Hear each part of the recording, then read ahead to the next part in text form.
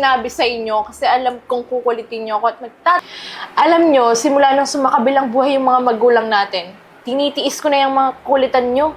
Kapit na park dito. Gusto niyo ba pumunta? Aba! Basta yung bilin ko ha, don't talk to strangers, okay? Okay pa! Gusto ko ulit siyang mabuhay.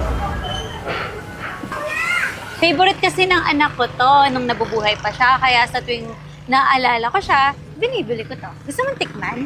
Gusto ko na talaga po umuwi. Sige, ayusin ko muna yung mga gamit natin.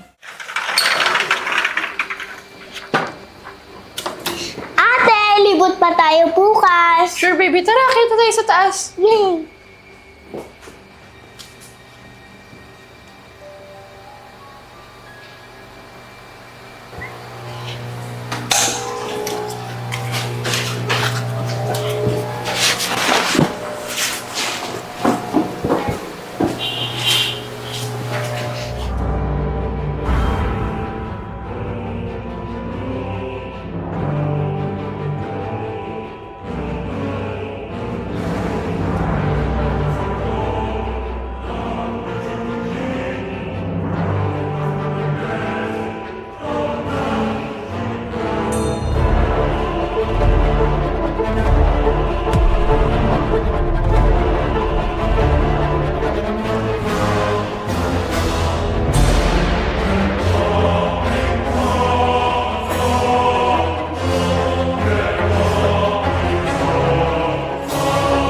Ate, pahingi.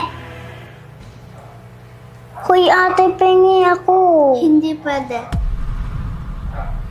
Ate, pahingi ako. Isa lang naman eh. Hindi nga pwede. Ang kulit mo. Pahingi ako. Ayoko. Pahingi. Ayoko. Ayoko. Ayoko. Akin nga to sabi. Nagkaaway ba kayo? Naririnig ko kayo. Si Ate Lola po kasi ayaw niya po ako bigyan. Hindi nga kasi kita pwede bigyan at saka ubos na oh. Bakit di mo siya pwedeng bigyan? Magkapatid kayo, dapat nagbibigayan kayo. Sorry Amara, bibilhan na lang kita next time. Okay lang yan ate, I love you. I love you too.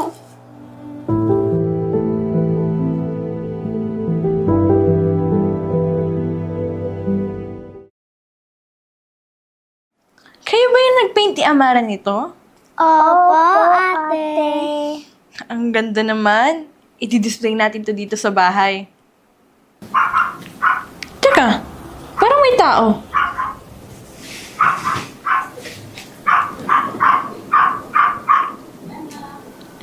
Di ba ito yung babae kanina sa park? Opo. Opo.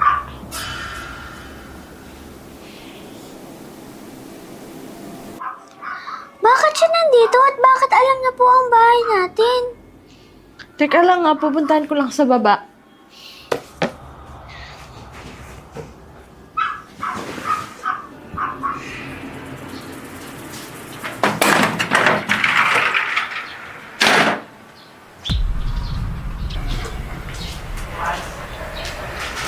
Kari?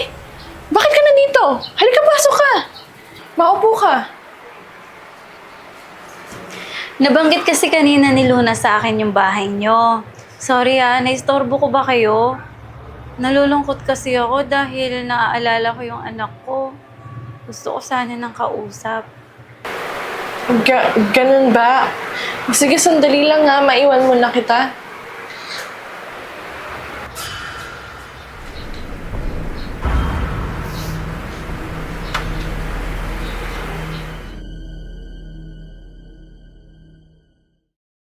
Ate, wala po ako sinasabi sa kanya. Binigyan niya lang ako ng candy, pero wala po talaga ako sinasabi. Teka, kinain mo ba yung candy na binigay niya sa'yo? Opo, ate, naubos ko na. Luna, bakit hindi mo muna sinabi sa akin? Ate, hindi ko alam, pero pag sinabi niya, agad ako napapasunod.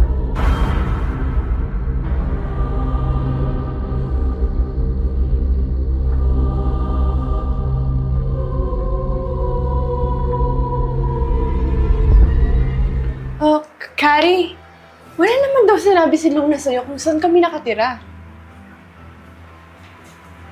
Sinabi niya sa akin kanina. Hindi magsisinungaling sa akin yung kapatid ko. Bakit alam mo kung saan kami nakatira? Luna, di ba ikaw may sabi sa akin kanina kung saan kayo nakatira? Di ba sinabi mo yun? Oo, sinabi ko. Luna? See? Baka nakalimutan lang ni Luna. Alex, kaya lang naman ako nandito dahil nalulungkot ako sa pagkawala ng anak ko. Kailangan ko nang makakausap. Baka pwedeng sa ibang araw na lang kasi magpapahinga na kami ng mga kapatid ko. Luna, sabihin mo sa ate mo na mag-i-stay muna ako dito. Ate Alex, dito muna si Miss Carrie para hindi siya malungkot sa pagkawala ng anak niya. Hayaan mo, Alex. Uuwi din ako maya-maya. Sige, kukuha muna ako ng mga iinom at makakain.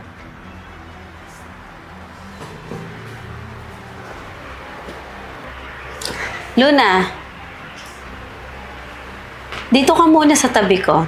Kausapin mo muna ako. Kamusta po kayo, Miss Ate, Carrie? laro Huwag na po tayo. kayo malungkot sa pagkawala ng anak niyo. Ate, laro tayo. Very good, Luna. Sumusunod ka na sa akin.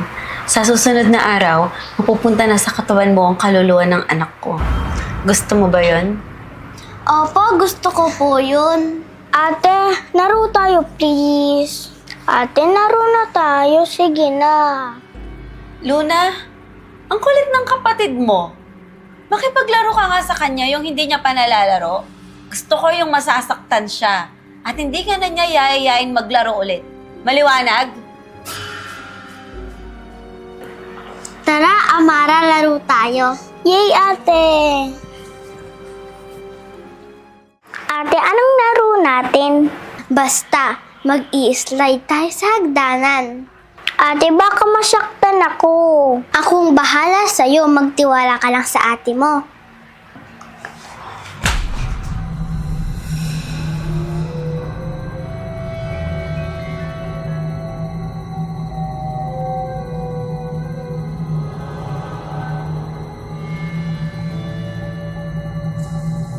Ate, tama na. Di ba gusto mo maglaro? Pwes, maglaro tayo.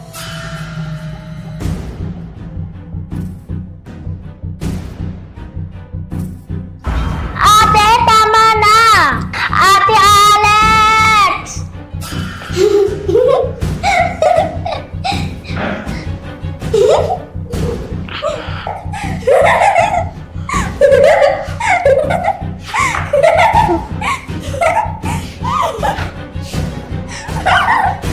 Ate, ayoko na talaga. Tumayo ka na dyan. Gusto ko pa maglaro tayo. Tara na!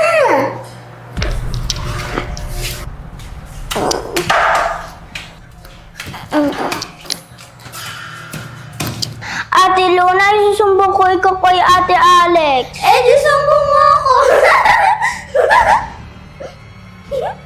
Ate Alex! Ate Alex! Ate Alex! Amara? Luna? Ate Alex! Ate Alex! Ate Alex! Ate Alex! Amara? Luna, ano ba ginagawa mo? Hindi mo ba nakikita na nasasaktan na siya? Di na tama yung ginagawa mo. Mamaya tayo mag-usap ka alis ni Miss Carrie. Sorry, Amara. Hindi ko sinasadya. Sorry, Amara. Sorry, Amara.